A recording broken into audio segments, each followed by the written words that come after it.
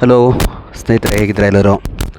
So ಇವತ್ತು ನಾವಿರೋದು Ripponpet hospital ಹತ್ರ ಬಂದಿದ್ವಿ.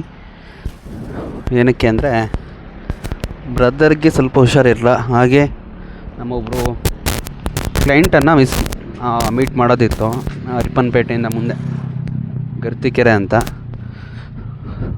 ಸೊ ಇವತ್ತು ನೋಡಿ ಆಗಸ್ಟು 15 ಆಗಸ್ಟಿಗೆಲ್ಲ ಆಗಿದೆ. ಸೊ ಅವರು ಮಶ್ರೂಮ್ ಫಾರ್ಮ್ನ ಶುರು ಮಾಡ್ತಾಯಿದ್ದಾರೆ. ಬಟ್ ಅವರಿಗೆ ವಿಸಿಟ್ ಮಾಡಲಿಕ್ಕೆ ಆಗಿಲ್ಲ. ಯಾಕೆ ಅಂದರೆ ಪಾಪ ಅವರು ಹಸ್ಬೆಂಡು ಏನೋ ಆಕ್ಸಿಡೆಂಟ್ ಆಗಿದೆ, ಓಡಾಡಲಿಕ್ಕಾಗಲ್ಲ ಅಂತ ಹೇಳ್ತಾಯಿದ್ರು. ನೋಡೋಣ, ನಮ್ಮ ಕೈಲಿ ವಿಸಿಟ್ ಮಾಡ್ತೀನಿ ಅಂತ ಹೇಳಿದ್ದೀನಿ. ಹೊಸದಾಗಿ ಶುರು ಮಾಡಬೇಕು ಅಂತ ಅಂದ್ಕೊಂಡಿದ್ದಾರೆ. ಫಸ್ಟ್ ಆಫ್ ಆಲ್ ಎಲ್ಲರಿಗೂ ಅಲೆದ ಜೀವ ಯೂಟ್ಯೂಬ್ ಚಾನಲ್ ಮತ್ತು ನಮ್ಮ ಮಶ್ರೂಮ್ ಫಾರ್ಮ್ ಕನ್ನಡ ಏನಿದೆ ಆ ಯೂಟ್ಯೂಬ್ ಚಾನಲಿಂದ ಸ್ವಾತಂತ್ರ್ಯ ದಿನಾಚರಣೆಯ ಶುಭಾಶಯಗಳನ್ನು ನಿಮಗೆ ಹೇಳ್ತೀನಿ. ಐ ಥಿಂಕ್ ಇದು 80ನೇ ವರ್ಷದ್ದು. ಅದ್ರ ಬಗ್ಗೆ ಒಂದು ಸಪ್ರೇಟಾಗಿ ಒಂದು ವೀಡಿಯೋ ಬರುತ್ತೆ. 2 ಚಾನಲ್ ಇದೆ ನಮ್ಮದು, ಅಲೆದ ಜೀವ ಅಂತ. ಸೊ ಅಲ್ಲಿ ನೀವು ಈ ಟ್ರಾವೆಲ್ ಲಾಗು, ಮಿಸ್ಟ್ರಿ ಸ್ಟೋರೀಸು ಈ ಥರ ಎಲ್ಲ ನೋಡ್ಬೋದು. ಬಟ್ ಈ ಚಾನಲಲ್ಲಿ ಕಂಪ್ಲೀಟ್ಲಿ ಮಶ್ರೂಮ್ ಬಗ್ಗೆನೇ ಡೆಡಿಕೇಟೆಡ್ ಆಗಿರೋಂಥ ವೀಡಿಯೋಸನ್ನು ನೀವು ನೋಡ್ತೀರಾ. So thank you everyone. ನೋಡೋಣ, ಈಗ ಗರ್ತಿಕೆರೆ ಅಲ್ಲಿಗೆ ಹೋಗಿ ಫೋನ್ ಮಾಡ್ತೀನಿ. ಇವನೇ ಬ್ಯಾಂಡೇಜ್ ಹಾಕಿದ್ದಾರೆ, ನೋಡೋಣ ಏನಾಗುತ್ತೆ ಅಂತ. ಏನಾಯ್ತು, ತೆಗೆದ್ರ ಪೂರ್ತಿ? ತೆಗೆದ್ರು, ಇನ್ನು ಈ ಕಡೆದು ನಾಡು ತೆಗ್ಸ್ಕೊಂಡಾರೆ, ಇದೊಂದೇ ತೆಗೆದ್ರೆ ಅಷ್ಟೇ. ಓಕೆ, ಅದು ಏನಿದು, ಅದು ಬ್ಲಡ್ಡಾ ಏನು ಟಿಂಚರಾ? ಹಸಿ ಇದೆ ಅಂತ ಇದು. ಹಾಂ, ತೆಗಿಯಪ್ಪಲ್ಲ, ಬ್ಲಡ್ ಬಂತು. ಸೊ ಆದಷ್ಟು ಹುಷಾರಾಗಿ ಇರಿ ಸ್ನೇಹಿತರೆ. ಯಾಕೆಂದರೆ ಬೈಕಲ್ಲಿ ಹೋಗುವಾಗ ನೋಡಿ, ಇದು ಬೈಕಲ್ಲೇ ಅವನು ಆಕ್ಸಿಡೆಂಟ್ ಮಾಡ್ಕೊಂಡಿರೋದು. ಸೊ ಫಸ್ಟು ಯಾಕಂದರೆ ಹೆಲ್ಮೆಟ್ ಯೂಸ್ ಮಾಡಿ ಎಲ್ಲರೂ, ಪ್ರತಿಯೊಬ್ಬರು ಸೇಫಾಗಿರಿ. ನೋಡೋಣ, ಅಲ್ಲಿ ಹೋಗಿ ಅಂದಿವೆ ನಾನು ಸಿಗ್ತೀನಿ. ಇಲ್ಲಿಂದ ನಾನು ಫೋನ್ ಮಾಡಬೇಕು ಅವರಿಗೆ. ಫಸ್ಟು ನೋಡೋಣ. Okay, thank you. So next ಅಲ್ಲೇ ರಿಪ್ಪನ್ಪೇಟೆಲ್ಲೇ ಊಟ ಮಾಡಿದ್ವಿ. ಮಳೆ ಬರೋ ಹಾಗಿತ್ತು, ಹಾಗಾಗಿ ಅಲ್ಲೇ ಊಟ ಮಾಡಿಕೊಂಡು ಜಸ್ಟ್ ಬಿಟ್ವಿ. ಅವ್ನ ಬೈಕ್ ನೋಡಬೇಕು ನೀವು. ಸ್ನೇಹಿತರೆ, ಹೇಗಿದ್ದಾರೆ ಎಲ್ಲರೂ? ಸೊ ಇವಾಗ ಹೋಗ್ತದೆ ಹೇಳಿದ್ಮೇಲೆ ಹೋದು ಅಂತ. ಇನ್ ಕೇಸ್ ವಾಯ್ಸ್ ಎಲ್ಲಾದರೂ ಬರಲಿಲ್ಲ ಅಂದರೆ ವಾಯ್ಸ್ ಅವರೇ ಕೊಡ್ತೀನಿ. ನೋಡೋಣ, ಇವತ್ತು ನನ್ನ ಬೈಕಿಲ್ಲ, ಬೈಕು ಸರ್ವಿಸಿಗೆ ಬಿಟ್ಟಿದ್ದೀನಿ. ಸೊ ಹಾಗಾಗಿ ಬೇರೆ ಬೈಕಲ್ಲಿ ಹೋಗ್ತಾಯಿದ್ದೀನಿ. ಗೂಗಲ್ಲು ಏನೋ ನೋಡಿಕೊಂಡು ಸಮಥಿಂಗು ಅವರು ಫೋನ್ ಮಾಡಿದರು, ರಾಘವೇಂದ್ರ ಅಂತ. ಸರ್ ಈ ಥರ ಇದೆ, ನಾವು ಮಾಡ್ತಾಯಿದ್ದೀವಿ ಆ್ಯಕ್ಚುಲಿ ಮಶ್ರೂಮ್ ಫಾರ್ಮ್ನ, ಬರ್ತೀರಾ ಅಂತ ಮೀನ್ಸ್ ಕೇಳಿಲ್ಲ ಅವರು. ನಾವು ಮಾಡಬೇಕು ಅಂದ್ಕೊಂಡಿದ್ವಿ. ಅವರೇನೋ ವ್ಯವಸಾಯ ಸಂಘದಲ್ಲಿ ಟ್ರೈನಿಂಗ್ ಕೊಟ್ಟಿದ್ದೀನಿ, ತೊಗೊಂಡಿದ್ದೀವಿ ಅಂತ ಹೇಳಿದ್ರು. ಬಟ್ ನನಗೆ ಗೊತ್ತಿಲ್ಲ ಏನಾಗಿದೆ ಅಂತ.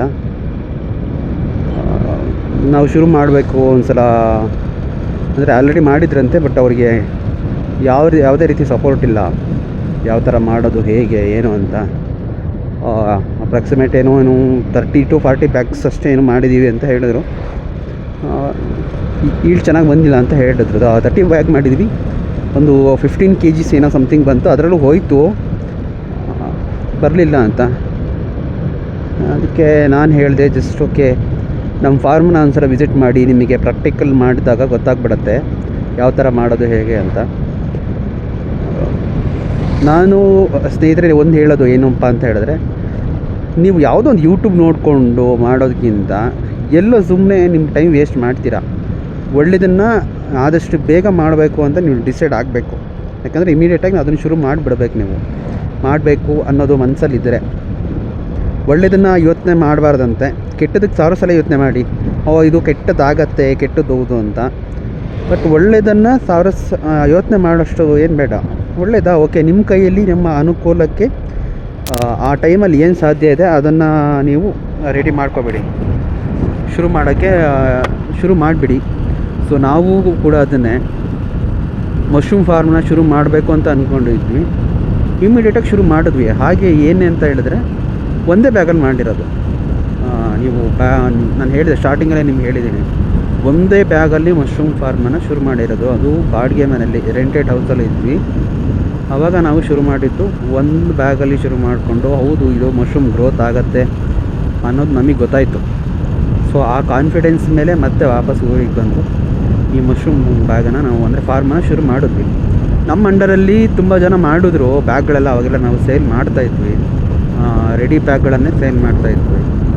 ಇಲ್ಲಿಗೆ ಬಂದೆಲ್ಲ ತೊಗೊಂಡು ಹೋಗೋರು. ಮಧ್ಯದಲ್ಲಿ ಸ್ವಲ್ಪ ಸಮಸ್ಯೆಗಳಾಗಿ, ಅಂದರೆ ಫಾರ್ಮಿನ ಸಮಸ್ಯೆ ಇಲ್ಲ, ನಮ್ಮ ಪರ್ಸ್ನಲ್ಲು ಸಮಸ್ಯೆಗಳು ಬೇರೆ ಬೇರೆ ಏನು ನಾನು ನಿಮಗೆ ಹೇಳ್ತೀನಿ. ಸೊ ಹಾಗಾಗಿ ಫಾರ್ಮನ್ನ ಸ್ವಲ್ಪ ಮಧ್ಯದಲ್ಲಿ ನಿಲ್ಲಿಸಿದ್ವಿ. ಬಟ್ ಆ್ಯಕ್ಚುಲಿ ಹೇಳಬೇಕು ಅಂದರೆ ಇದನ್ನು ನೀಟಾಗಿ ಮಾಡ್ಕೊಂಡು ಹೋದರೆ ಇಟ್ಸ್ ಎ ಗುಡ್ ಬಿಸ್ನೆಸ್ ಹೇಳೋದ್ರಲ್ಲಿ. ನಮ್ಮ ಬ್ಯಾಚ್ಗಳು ಒಂದು ಬ್ಯಾಚ್ ಈಗ ಕ್ಲೋಸ್ ಆಯಿತು, ಈಗ ಸೆಕೆಂಡ್ ಬ್ಯಾಚ್ ಶುರುವಾಗ್ತಾ ಇದೆ. ಸ್ಪಾನು ಇವತ್ತು ಸಂಜೆ ಬರೋ ಹಾಗಿದೆ. ಓಕೆ ನೋಡಿ, ನಾನು ಹೇಳಿದೆ ಇನ್ನೂ ಮೇ ಬಿ ಗೊತ್ತಿಲ್ಲ ಗರ್ತಿಕೆರೆ ಇಷ್ಟು ದೂರ ಇದೆ ಅಂತ. ಮತ್ತೆ ಮಳೆ ಶುರು ಆಯಿತು. ಮಳೆ ಬಂತು ಅಂತ ಹೇಳಿದ್ರೆ ಕಂಪ್ಲೀಟ್ಲಿ ಲಾಗ್ ಮಾಡಲಿಕ್ಕಾಗಲ್ಲ, ಯಾಕೆಂದರೆ ಕ್ಯಾಮ್ರಾನ ಪದೇ ಪದೇ ವೈಪ್ ಮಾಡ್ತಾ ಇರಬೇಕು. ನೋಡೋಣ. ಅಂಡ್ ಇನ್ನೊಂದೇನಪ್ಪ ಅಂತ ಹೇಳಿದ್ರೆ, ನಾನು ಗ್ಯಾರಂಟಿ ಕೊಡೋಲ್ಲ ವಾಯ್ಸಿಗಂತ, ಇವತ್ತು ಗ್ಯಾರಂಟಿ ಕೊಡೋದೇ ಇಲ್ಲ. ಕಷ್ಟ ಇದೆ, ಎಲ್ಲಿಗೆ ವೀಡಿಯೋ ನಿಲ್ಲತ್ತೆ ಅಲ್ಲಿಗೆ. ಮಳೆ ಬೇರೆ ಬಂತು, ಏನು ಮಾಡೋದು ನೋಡೋಣ.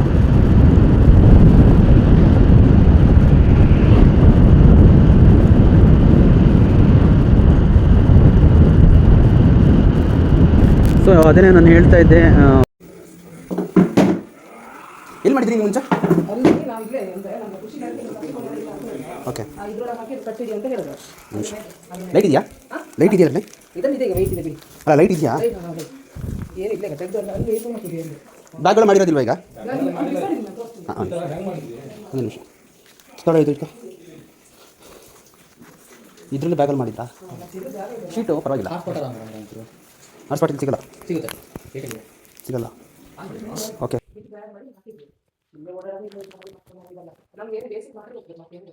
ಎಷ್ಟು ಬ್ಯಾಗ್ ಮಾಡಿದ್ರಿ ಇದರಲ್ಲಿ? ಮೇಲೆ ಪೂರ್ತಿ ಇದಲ್ಲ ಶೀಟು? ಜಾಗ ತೋರಿಸಿ ಎಷ್ಟು ಇದೆ?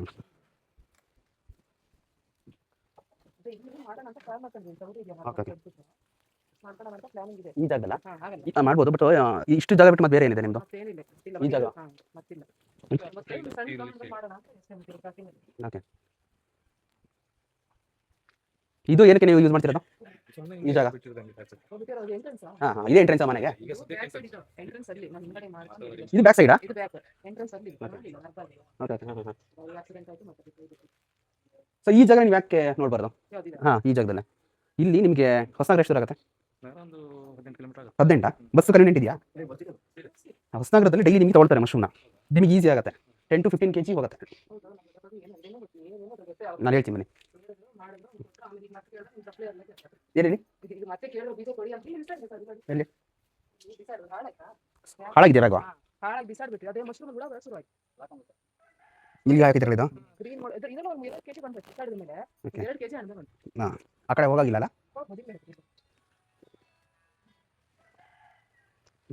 ಅಮ್ಮ ಒಂಚೂರು ಬನ್ನಿ, ಇಲ್ಲಿ ಇದ್ರ ಹಾಕಿದಿರಲ್ವಾ ನೀವು? ಇದರಲ್ಲಿ ಗ್ರೀನ್ ಮೋಡ್ ಬಂತಾ? ಮೂರು ಮೋಡ್ ಬಂತಿರಲಿ ಇದರಲ್ಲಿ. ಈಗ ನೀವು ಹಾಕಿದ್ರಲ್ಲ ಈ ಜಾಗದಲ್ಲಿ ಮಶ್ರೂಮ್ ಅಂತ, ಮಶ್ರೂಮ್ ಬಂತು, ಏನು ಮಾಡಿದ್ರಿ ಮಶ್ರೂಮ್ನ?